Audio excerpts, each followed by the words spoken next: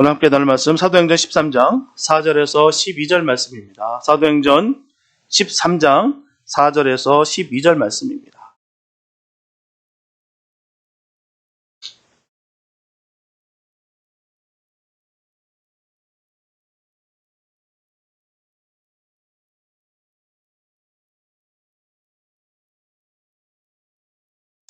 사도행전 13장 4절에서 12절 말씀입니다. 주님에게 한 말씀 공독해 올립니다. 두 사람이 성령의 보내심을 받아 실루기아에 내려가 거기서 배 타고 구보로에 가서 살라미에 이르러 하나님의 말씀을 유대인의 여러 회당에서 전할세 요한을 수종자로 두었더라. 온 섬 가운데로 지나서 바보에 이르러 바 예수라 하는 유대인 거짓 선지자 박수를 만나니 그가 총독 서기오 바울과 함께 있으니 서기오 바울은 지혜 있는 사람이라. 바나바와 사울을 불러 하나님 말씀을 듣고자 하더라. 이 박수 엘로마는 이 이름을 번역하면 박수라. 저희를 대적하여 총독으로 믿지 못하게 힘쓰니 바울이라고 하는 사울이 성령이 충만하여 그를 주목하고 가로되 모든 괴계와 악행이 가득한 자요 마귀의 자식이요 모든 의의 원수요 주의 바른 길을 굽게 하기를 그치지 아니하겠느냐. 보라 이제 주의 손이 내 위에 있으니 내가 소경이 되어 얼마 동안 해를 보지 못하리라 하니 즉시 안개와 어둠이 그를 덮어 인도할 사람을 두루 구하는지라. 이에 총독이 그렇게 된 것을 보고 믿으며 주의 가르치심을 기이 여기니라. 아멘. 신앙생활은 절대로 인간의 힘으로 되지 않습니다. 그래서 오래 교회를 다녔어도 어린아이와 같이 신앙생활하는 사람이 있고요. 교회에 나온 지 얼마 되지 않았는데도 불구하고 성숙하게 신앙생활을 하는 사람이 있습니다. 신앙의 깊이는 연수로 결정되는 것이 아니에요. 시쳇말로 짬밥순이 아닙니다.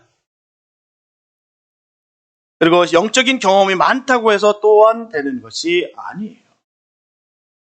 반드시 성령의 도우심이 필요합니다. 갈라디아서 5장 16절에 보게 되면 내가 이르노니 너희는 성령을 쫓아 행하라. 그리하면 육체의 욕심을 이루지 아니하리라. 여기서 성령을 쫓아, 바로 쫓아라는 말은 헬라 원어로 페리파이테라고 하는데요. 함께 걸어가는 것이라는 의미입니다. 함께 걸어가는 것. 그래서 신앙생활은 성령님과 함께 걸어가는 거예요. 이게 신앙생활입니다. 평가가 바로 나와요. 정말 저 사람이 성령님과 함께 걸어가고 있는지 아니면 자기 아집과 고집과 자기 욕심과 욕망으로 걸어가고 있는지 바로 평가가 된다는 것이죠. 오늘 본문에 나오는 안디옥 교회가 바로 그렇게 주님과 동행하는 그런 신앙생활을 했어요. 본장에서부터 살펴보게 되면 베드로를 중심으로 한 예루살렘 교회 이방 선교 사명의 주도권은 이제는 바로 안디옥 교회로 넘어갑니다. 그리고 바울과 바나바를 통해서 드디어 교회는 땅끝까지 전해질 복음의 첫 발걸음을 이제는 내딛기 시작합니다. 이처럼 교회사를 살펴볼 때 기독교의 세계화는 안디옥 교회로부터 시작됐음을 우리는 알 수가 있습니다. 안디옥 교회는 성령의 지시에 따라서 바나바와 사울을 선교사로 고발하여 안수함으로써 임명하고 최초의 선교지인 바로 구보로 섬으로 그들을 파송했습니다. 예루살렘 교회가 유대 전도의 중심부 역할을 한 것처럼 이제 안디옥 교회는 이방 선교, 즉 세계 선교의 본부가 되는 것입니다. 사도 바울에게 있어서 1차 선교 여행의 첫 선교지인 이 구보로 선교에서 그의 이름이 히브리 이름인 사울로부터 로마 이름인 바울로 변화됐는데 그것은 로마식 이름이 로마 세계에서의 선교에 유익했기 때문입니다. 그래서 저자인 누가가 그런 안목으로 그렇게 기록하기 시작했을 거로 보고 있습니다. 특별히 이들을 기록함에 있어 바나바와 사울로 되어 있었던 이들의 서열이 바울과 바나바로 바뀐 것은 구보로 선교 직후부터였어요. 이는 사도 바울의 역량이 선교 여행을 통해서 두드러지게 나타남으로써 생긴 자연스러운 상황이었을 것으로 생각합니다. 오늘은 교회가 영원히 계승해야 할 이상적 교회 요소를 지니고 있었던 바로 안디옥 교회를 함께 생각해 봄으로써 우리가 속한 교회의 참된 위상은 어떤 것인지 생각하며 은혜의 말씀을 나누겠습니다. 첫째, 교회는 주님의 능력으로 세워져야 됩니다. 안디옥 교회는 스데반의 일로 일어난 박해로 인해서 흩어졌던 무명의 이방인 바로 그 성도들로 인해서 세워졌다는 데 큰 의미가 있어요. 따라서 안디옥 교회 성도들은 기독교 신앙의 참된 의미를 처음부터 알고 신앙생활을 했다는 거예요. 그런 강점이 있습니다. 즉 그리스도의 영광뿐만 아니라 그리스도의 고난에도 함께 참여하는 것이 복음에 참여하는 삶이라는 그 사명자적인 그 의식이 있었다는 거예요. 이와 같은 조화로운 안디옥 교회 신앙 의식이 교회의 참된 위상임을 우리는 인식해야 될 줄 믿습니다. 함께하는 거예요. 영광만 누리고 영광만 우리가 추구할 것이 아니라 주님과 함께 똑같이 고난에 참여한다는 것입니다. 그 강한 사명의식이 바로 미미한 안디옥 교회로 하여금 당시 죄악이 관영한 세계를 맞아 복음의 선한 싸움을 담대하게 시작하게 되는 거예요. 그리고 교회사에서 십자가길을 여는 역할을 감당하게 했다는 것입니다. 특별히 안디옥 교회는 성경에서 전하고 있듯이 늘 주를 섬겨 금식하며 기도하는 교회였어요. 늘 주를 섬겨 금식하는 교회. 이 점이 바로 안디옥 교회의 힘의 근원이었습니다. 다른 교회 아니에요. 늘 주를 섬겨 금식하며 기도하는 교회. 교회가 기도를 많이 한다는 것은 사실은 겸손하다는 증거입니다. 또한 신앙이 순수하다는 반증이에요. 교만하고 자만하여 세속화된 교회는 기도의 불길이 없습니다. 기도하는 모습이 없어요. 기도하는 자들이 없어요. 다른 것은 많이 있는지 모르겠으나 활발하게 잘 움직이는 것 같으나 기도가 없어요. 모든 예배가 의식화되고 성령님의 뜻 대신 인간들의 모략과 사고가 난무합니다. 어떤 난점이 있더라도 제단 앞에 무릎을 꿇고 기도하는 성도가 있는 교회는 반드시 소망이 있습니다. 거기에 소망이 있는 거예요. 다른 게 아닙니다. 시설과요, 지역이 아닙니다. 그곳에 기도하는 자들이 있느냐, 없느냐, 그게 가장 중요한 거예요. 교회가 아무리 번듯하고 사람이 많다 할지라도 거기 기도하는 사람이 없으면 그 교회는 선한 교회가 아닙니다. 교회로서의 기능이 상실된 거예요. 아무리 풍성한 환경과 자원을 소유했을지라도 성령의 주권과 능력을 외면한 교회는 시기와 다툼과 위험이 가득할 뿐이에요. 하지만 안디옥 교회는 평신도들의 그 신앙의 열정과 바나바의 그 지혜와 덕이 협력하여 서진 복된 교회입니다. 또 예루살렘 모교의 경험과 이방 사람들의 겸손이 조화를 이루어서 설립된 교회라는 커다란 의미가 있어요. 바로 이 점이 안디옥 교회로 하여금 모든 지상교회는 한 공동체요 그리스도의 몸과 지체라는 진리로 무장하게 한 원동력이라 볼 수가 있습니다. 오늘날 교회가 개인주의, 상업주의의 세속 풍조에 오염이 돼서 이와 같은 공동체 의식이 휘발해져 가면 참으로 안타까운 일이에요. 당시 안디옥 교회는 성령 안에서 한 믿음으로 어려운 그 모교인 바로 예루살렘 교회를 물질로 도왔고요. 또 밖으로는 모든 이방 지역의 교회를 설립하는 선교 사업에 전력을 다했습니다. 여기서 중요한 것은 안디옥 교회가 당시 개척 교회였음을 우리는 잊어서는 안 됩니다. 풍성하고 많은 것을 갖춰줬던 교회가 아니에요. 같이 시작한 교회입니다. 아무것도 없는 교회예요. 개척 교회였어요. 이런 사실을 통해서 교회가 사랑과 믿음 안에서 하나가 된다면 불가능한 일은 없다는 좋은 예를 보여주는 것입니다. 뭔가 갖춰졌기 때문에, 여건이 좋기 때문에, 상황이 형편이 나았기 때문에 그렇게 할 수 있다는 것이 아니라 그 악조건에서도 아무것도 없는 가운데서도 주님의 일을 감당할 수 있다는 것이죠. 분명한 것은 이기적인 교회는 발전할 수가 없습니다. 분명하게 이기적인 것은 예수님의 정신이 아니에요. 사도행전 11장 26절에 보면 안디옥에서 비로소 그리스도인이라 일컬음을 받게 되었다라고 말씀하고 있어요. 이 말씀은 바로 안디옥 성도들이 모두 그리스도처럼 바로 예수님의 사람들처럼 살았다는 증거예요. 그들의 삶의 모습이 예수님의 모습이 드러났다는 것입니다. 아무리 많은 은사와 질 높은 신앙 교육을 받았다 할지라도 은혜 받고 배운 대로 살지 않으면 아무 소용이 없어요.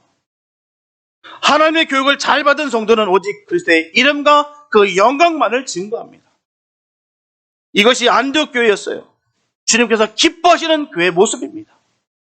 우리 교회가 이런 교회 되기를 바랍니다.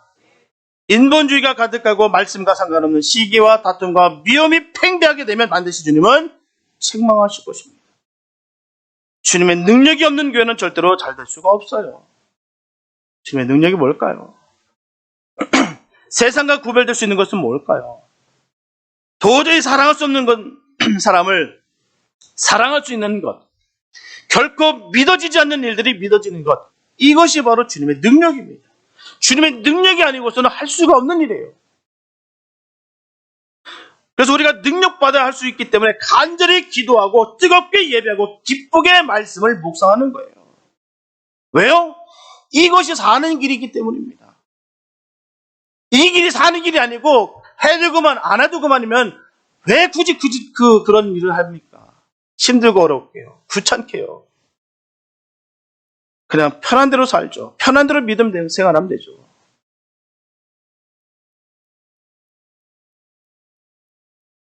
세상과 다르지 않는다면 교회에 올 이유를 못 느껴요.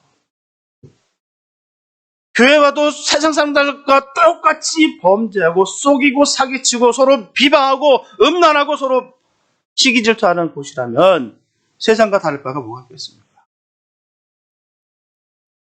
세상이 걱정하고 외면하는 교회는 결코 주님께서 원하시는 교회가 아닙니다. 교회가 거룩한 교회야 하는 것은 교회의 주인이신 바로 주님께서 거룩하시고 또 십자가 위에서 우리의 죄값을 다 대신 치러주신 그 예수 그리스도 안에서 우리가 거룩한 성도로 부르심을 받았기 때문입니다. 이게 성립이 돼야 돼요. 사도 바울은 고린도전서 1장 2절에서 고린도 교회를 그리스도 예수 안에서 거룩하여지고 성도라 부르심을 받은 자들이라고 증언하고 있어요. 교회는 그 성도로 부르심을 받은 사람들의 모임입니다. 성도라는 것이 뭘까요? 성도라는 것은 거룩한 사람을 뜻하는 거예요. 거룩한 사람. 우리가 본래부터 거룩했기 때문에 성도로 부르는 것이 아닙니다. 우리는 흉측한 죄인에 지나지 않았어요.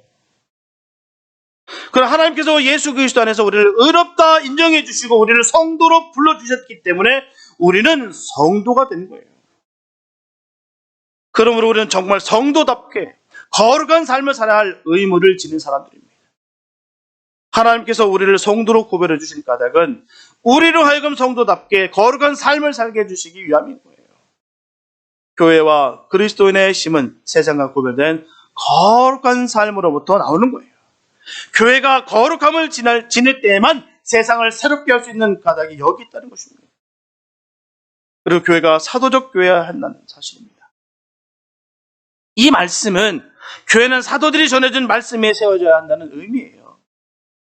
에베소서 2장 20절에 보게 되면 너희는 사도들과 선지자들의 터 위에 세우심을 입은 자라 그리스도 예수께서 친히 모퉁이 돌이 되셨느니라. 이렇게 사도들과 선지자들의 터, 즉 그들이 전해준, 그들이 증거해준 주님의 말씀에 터 잡지 않고는 교회는 교회일 수가 없습니다. 말씀 위에 세워지는 거예요. 사람의 지식과 사람의 능력 위에 세워지는 것이 아니라 주님의 말씀 위에 세워지는 것이죠.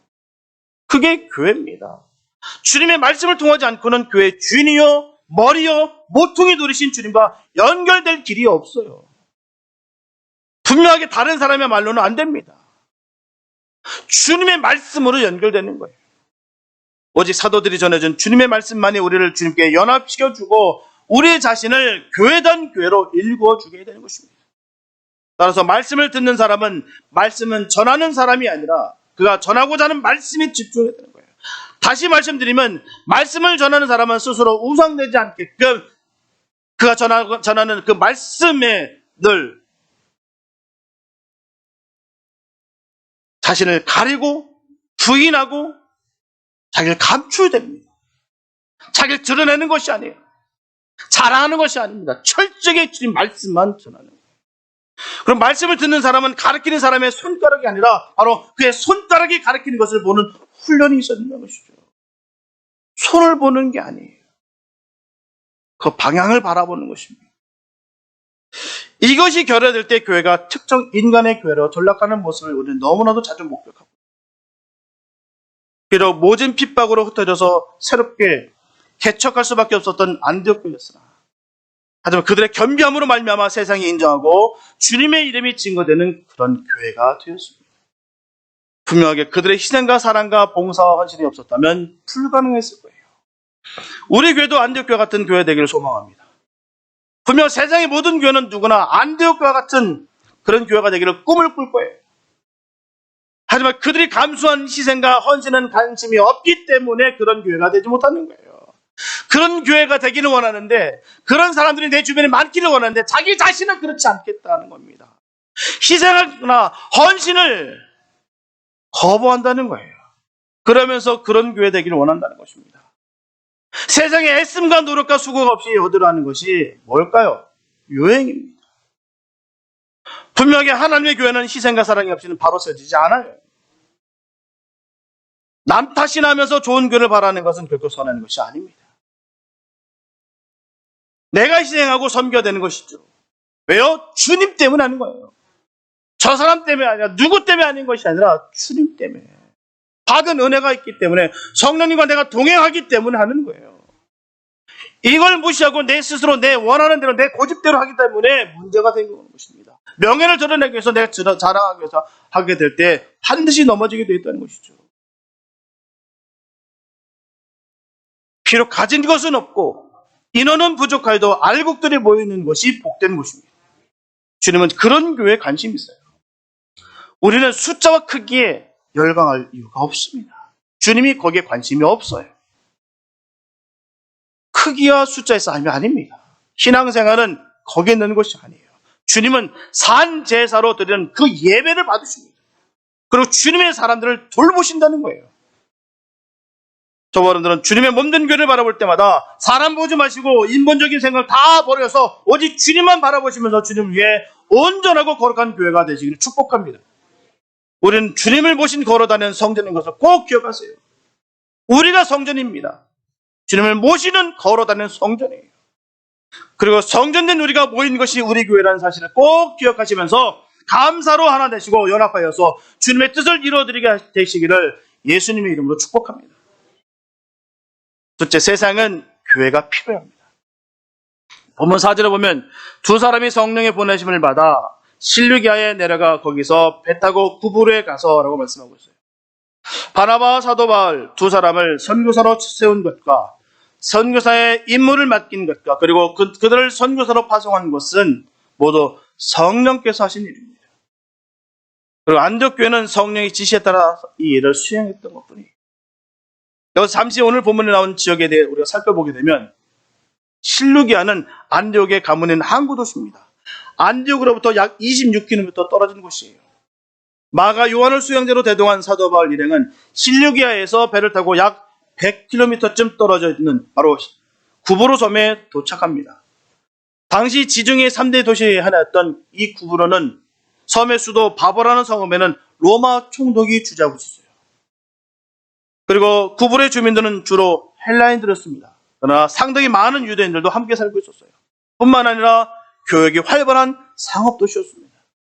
그래서 소아시아와 중동을 잇는 지중해상의 중간에 떠있는 섬으로서 구브로는 해상교통의 유충지였어요. 그리고 이것은 비너스 여신을 숭배하던 곳이었습니다. 사랑의 여신 비너스였어요. 그러면 그 도시는 어땠을까요? 사치하고 음란한 풍조가 만연한 도시가 바로 이 구브로입니다. 하나님은 이 섬을 이방 선교 첫 선교지로 선택하여 주셔서 위대한 선교사들을 파송하신 거예요. 그렇다면 구브로가 최초의 선교지로 선택된 그 이유는 왜일까요? 그 이유는 바로 바나바가 구브로 출신입니다. 또한 안디옥 교회 설립자 중에는 구브로 사람들이 많이 있었어요. 그리고 이 구브로에서는 상당히 많은 유대인들이 살고 있어서 복음을 전할 회당이 각처에 있었습니다.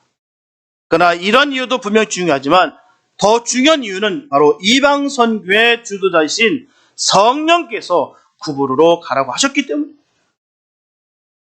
이와 같이 선교사들은 그것이 이성적으로 타당하든 타당치 못하든 성령의 지시에 절대적으로 순종해야 되는 거예요.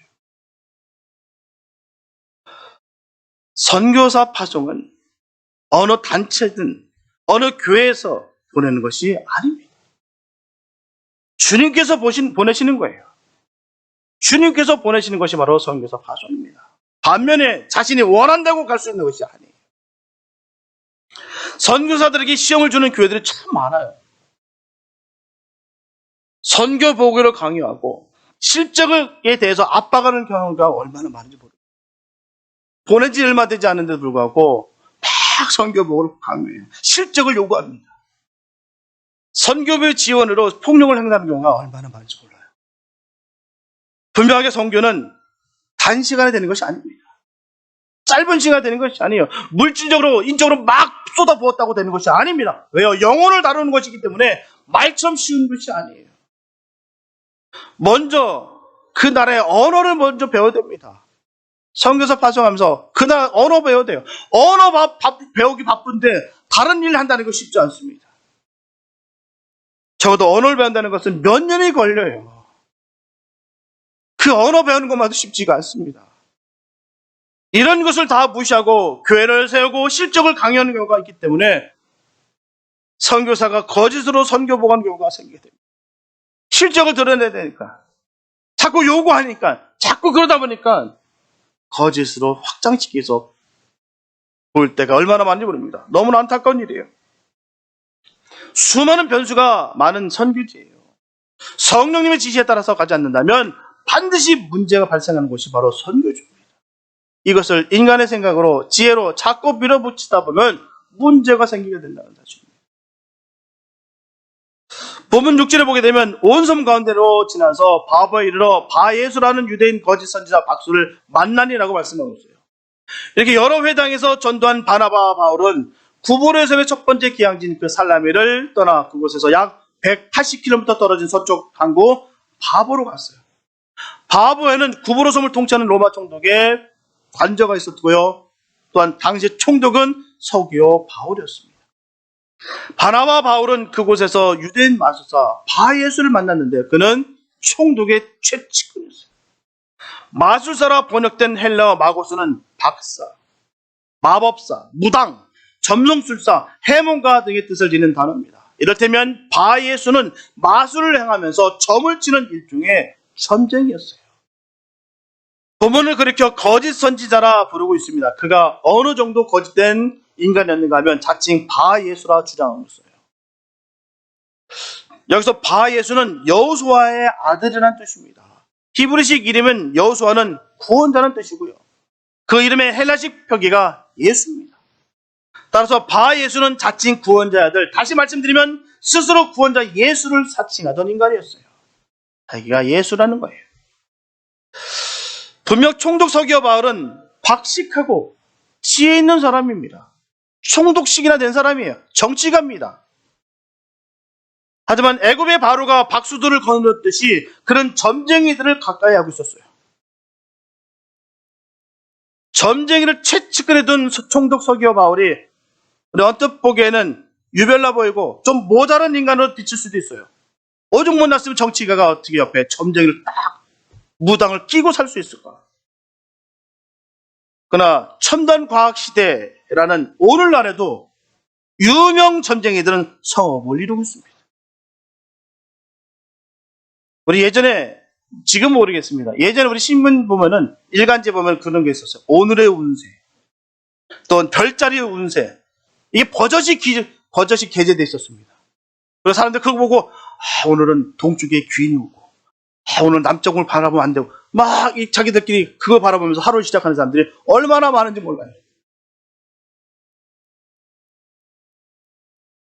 또한 입시철이라든지 선거 때가 되면 점쟁이 집은 문전성시를 이루고 있습니다. 제가 아는 상황인데요. 재벌 총수였어요. 제품의 이름을 무속인에게 의뢰했어요. 그 이름을 지은 사례도 있습니다. 제가 어떤 이름인지도 알아요. 그 이름이 그 사람이 지은 거구나. 아마 제가 말씀드리면 그거, 이 제품이구나. 압니다. 그래서 말씀 못 들어요. 그 그 사례뿐만 아니라 사업을 추진할 때도요, 임원들과 의견을 나누는 것이 아니라 그 의견 다 무시하고 먼저 무속인에게 점을 보는 사례가 얼마나 많은지 모릅니다. 이 사업을 할까요 말까요? 이거를 살까요 말까요? 우리에게도 이런 것이 없어질 줄 믿습니다. 무당이 나는 짓이에요. 그 건물 사나 마나 우리가 무슨 상관입니까? 우리는 하늘나라를 선포하는 것이고 하늘나라를 우리는 나아질 줄 믿습니다. 이처럼 소위 출세를 했거나 성공한 사람들 사이에서 이런 점성술사, 무당들, 점쟁이들이 더 명성을 떨치고 있는 것이 지금 세계 어디서나 볼 수 있는 공통적인 현상입니다. 너무나 놀라운 사실이에요. 본문 7절 중반부에 보게 되면 서기오 바울은 지혜 있는 사람이라고 전하고 있어요. 지혜 있는 사람이라. 이런 관점에서 보게 된다면 점쟁이 바예수를 채찍으로 든 바로 총독 서기오 바울은 유별난 사람이거나 모자란 사람이 아니에요. 그런 지구를 막론하고 인간이 본질적으로 얼마나 어리석은 존재인지를 잘 보여주는 또 한 명의 어리석은 인간에 지나지 않습니다. 아무리 큰 권능을 갖고 있고 권력을 갖고 있고 높은 명성을 갖고 있는 사람일지라도 인간은 거기서 거깁니다. 뭐 7절 후반부에 보게 되면 바나바 사울을 불러 하나님의 말씀을 듣고자 하더라 말씀하고 있어요. 바나바 바울의 소문을 들은 총독 서기오 바울은 그들을 불렀다. 하나님의 말씀을 들어보려 할 정도로 지혜로운 측면도 지니고 있다는 거예요. 그러나 그것은 창조주신 하나님을 경외하기 위한 영적 지혜가 아닙니다.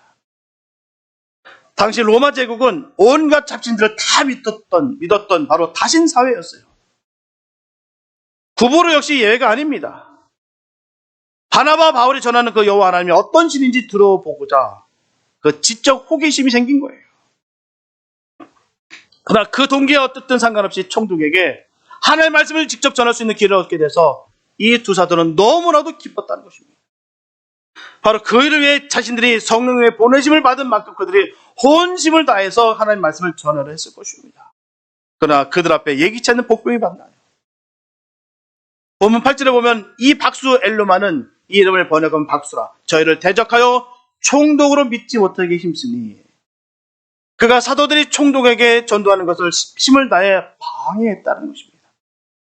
분명한 것은 점쟁이는 바로 무속인은 무당은 사단의 조종을 받는 자이기 때문에 복음 전도를 방해하는 것은 당연한 일입니다. 주님의 일에 전심을 다하고 있는데 아무 일이 없다는 것은요 너무나 심각한 일입니다. 에베소서 6장 12절에 보게 되면 우리의 씨름은 혈과 육에 대한 것이 아니요 정사와 권세와 이 어둠의 세상 주관자들과 하늘에 있는 악의 영들에게 대함이라. 우리의 싸움은 거기 있는 것입니다. 혈과 육에 있는 것이 아니에요. 사람과 사람과의 싸우는 것이 아니라 그 배후의 역사는 그 사단과의 싸움이에요.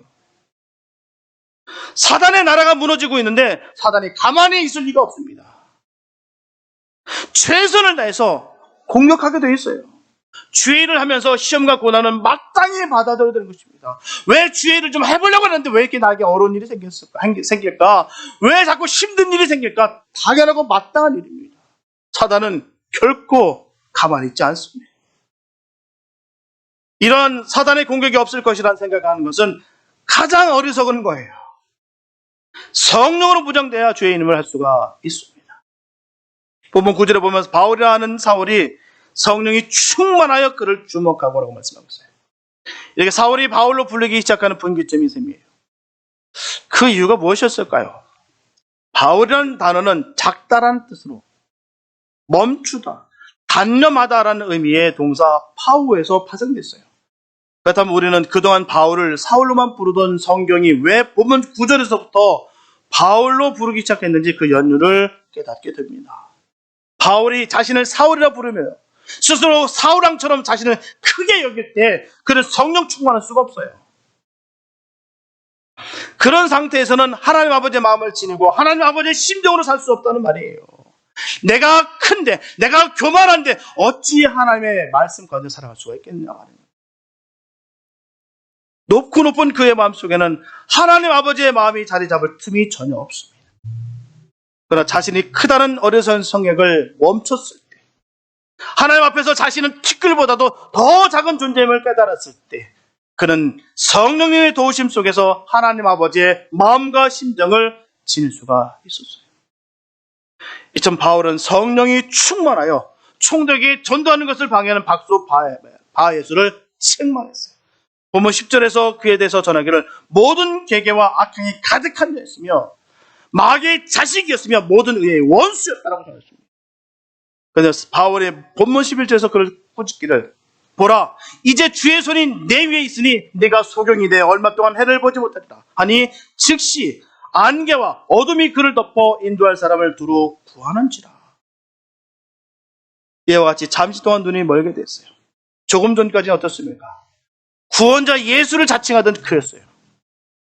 또한 총독의 최측근으로서 무소불위한 그 권력을 갖고 있었던 사람이었습니다. 그래서 그는 갑자기 어둠에 갇힌 채 이제는 누군가 자신을 인도해 줄 사람을 앳되게 찾았어요. 자기 스스로는 걸을 수 없을 정도로 무너져 버렸다는 것입니다. 아무리 내가 잘나고 내가 능력이 있는 것 같으나 주님께서 막으시면 막아지는 거예요. 모든 주권은 주님께 있습니다. 내가 지금 힘 있는 것 같고 내가 지금 능력 있는 것 같고 내가 다 할 수 있는 것 같으나 주님께서 막으시면 아무것도 못합니다. 남의 손을 이끌려서 갈 수밖에 없는 그런 처지로 나라가 떨어진다는 사실이에요. 이것은 총독 서기오 바울로 하여금 복음을 믿도록 하기 위한 하나님의 섭리와 역사였습니다. 이로써 믿는 자들에게 표적이 따르고 귀신을 제압하는 권세를 주신다고 하신 그 주님의 말씀이 성취된 거예요. 그런 능력이 있게 되실 축복합니다. 사단을 굴복시키는 능력이 있게 되실 축복합니다. 우리에게도 그런 능력이 있어요. 왜요? 우리도 하나님 자녀이기 때문입니다. 내게 능력이 있는 것이 아니라 내가 힘 있는 것이 아니라 우리 주님께서 능력이 있습니다. 그 주님께서 함께 하시면 사단은 굴복한다. 본문 12절에 보게 되면 이에 총독이 그렇게 된 것을 보고 믿으며 주의 가르치심을 기여기니라. 이처럼 복음 전파를 방해하던 박수 엘루마 예수가 바로 바울의 책망에 즉각 소경이 되는 것을 보고 총독 서기오 바울은 복음을 믿었어요. 그리고 그는 복음의 능력에 대해서 격을 느꼈습니다. 기이하고 신비로웠던 거예요. 이렇게 복음은 인간에게 믿을 수 있는 초자연적인 권능을 보이며 동시에 이처럼 사람의 마음을 움직여 믿게 하는 능력도 보입니다. 그래서 복음은 곧 능력인 거예요. 그러면 전도할 때 많은 말로 사람들을 설득할 필요가 없습니다. 복음을 전해주면 복음이 그들을 설득할 거예요. 우리의 힘으로 할 수 있다는 생각 다 버리시기 바랍니다. 내 화려한 말빨로 다 그 마음을 흔들 수 있다는 생각 버리시기 바랍니다. 안 됩니다. 반면에 주님의 말씀을 전하는 것으로도 능력이 있다는 사실을 꼭 믿으시기 바랍니다. 히브리서 4장 12절 말씀 보게 되면 하나님의 말씀은 살았고 운동력이 있어 좌우의 날선 어떤 것보다 예리하여 혼과 영과 및 관절과 고수를 찔러 쪼개게 하며 또 마음의 생각과 뜻을 감찰하나니 주님의 말씀은 강력하십니다. 전하는 것으로 우리 할 일은 다 한 거예요. 주님의 말씀을 전하는 것으로 우리는 그 주의 뜻을 이루는 것입니다. 저는 믿음의 용기가 있어야 될 줄 믿습니다. 오늘날 이 복음을 듣지 못해서 망한 사람들이 얼마나 많은지 몰라요. 코로나 시대를 통해서 너무나 많은 사람들이 지금 세상으로 흘러가고 있어요. 이렇게 대충 돼도 되는구나. 이제는 뭐 느슨해도 되는구나. 남들도 다 그렇게 예수 그래 믿고 있는데 나도 그렇게 돼도 괜찮기든 하라고 그렇게 점점 무너지는 사람들이 얼마나 많은지 모릅니다. 로마서 8장 20절 끝부분에 보게 되면 죄가 더한 곳에 은혜가 더욱 넘쳐나니라고 말씀하고 있어요. 지금으로 그런 시대를 우리가 살아가고 있습니다. 죄악에 관영한 이 시대에 주님의 말씀을 선포하시고 주의 뜻을 이루는 우리가 됐으면 참 좋겠습니다. 너무나 많은 사람들이 지금 신앙에서 떨어져 나오고 있어요. 우리 교회가 주님의 나팔수 되기를 원합니다. 미혹의 영에게 시력과 청력을 잃어버린 방황하는 그 영혼들을 위해서 진리의 복음을 전하는 교회가 되기를 바랍니다. 우리가 성령 충만해서 애통해 하시면서 아파하시는 그 주님의 마음으로 영혼들을 다 끌어안고 주님의 사랑을 전하는 우리 모두가 되시기를 예수 이름으로 축복합니다. 사랑하는 성도 여러분, 안디옥 교회 파송을 받은 바울과 바나바의 전도의 노력으로 많은 입양 사람들이 믿게 되었어요. 복음은 피부 색깔도 초월했고요, 사회 계층도 초월해서 모두 다 퍼져나갔습니다. 지역의 최고 통치자도 믿게 됐어요. 그럼에도 불구하고 이런 복음의 전진과 확산을 가로막는 방해가 끊임없이 있었다는 거예요. 그러나 하나님께서는 그 모든 방해를 다 물리치셨습니다. 장애물을 다 제거하셨어요. 모든 전도와 선교는 하나님께서 하시는 일임을 확신하지 않을 수가 없다는 거예요. 오늘 본문은 이 모든 복음의 놀라운 진전이 다 성령의 역사 아래에 있어졌음을 분명히 밝히고 있습니다. 사람의 능력과 사람의 지혜가 아니라 하나님의 능력으로 이루어진다는 것입니다. 분명히 전도와 선교는 성령이 하시는 일이에요. 하나님께서 함께 하시면 모든 방해자와 장애 요소들을 다 물리주시며 제거해 주십니다. 그래서 이 성령의 역사 아래에 이루어지는 일에 어떤 모양이라든 조금이라도 걸림돌이 되어서는 안 됩니다. 우리가 모두 이 위대한 사역의 동참자들이 되어야 됩니다. 친히 역사하시는 성령의 도구들이 되어야 되는 거예요. 바울과 바나바가 우상숭배와 미신으로 가득 찼던 이 고구려에서 바로 성령의 도우심으로 말미암아 마술사를 이기고 우상과 악한 신을 제압한 것처럼 우리도 험한 세상, 우상을 이기고 세상 욕을 이기고 승리하기 위해 성령의 도움을 받아야 될 줄 믿습니다. 성령을 받으면 반드시 승리하게 돼요. 성령 받으시기 바랍니다. 능력 받으시기 바랍니다. 그로 인해 늘 승리하시기 바랍니다. 우리 모두 진정 하나님이 기뻐하시는 생명력 있는 교회가 되기 위해서 저 죽어가는 영혼들을 한 사람이라도 더 주님 품으로 인도하는 저와는 다 될 수 있게 되시기를 예수님의 이름으로 축원합니다. 기도합니다. 하나님 주님 감사합니다. 아버지, 주님의 일은 우리의 지혜와 능력이 아닙니다. 하나님이 주시는 은혜와 능력으로 하는 것입니다. 성령으로 하는 것인 줄 우리가 믿습니다. 하나님, 우리가 성령 충만케 하여 주셔서 주님의 일을 감당하는데 부족함 없게 도와주시옵시고 그 일을 통하여 하나님 나라가 더욱더 세워지고 풍성해진 역사가 이루어지게 하여 주시옵소서. 저 무너지는 영혼들을 위해서 우리가 주님의 마음으로 품고 안타까워 그 영혼 끌어안고 나아갈 수 있는 복된 우리 되게 하여 주시옵소서.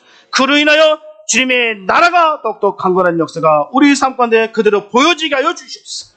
주의 은혜가 임할 줄로 믿습니다. 능력이 임할 줄로 믿습니다. 주여 역사하여 주시옵소서. 성령 충만케 하여 주심을 믿사옵고 우리를 권하신 예수님의 이름으로 믿습니다.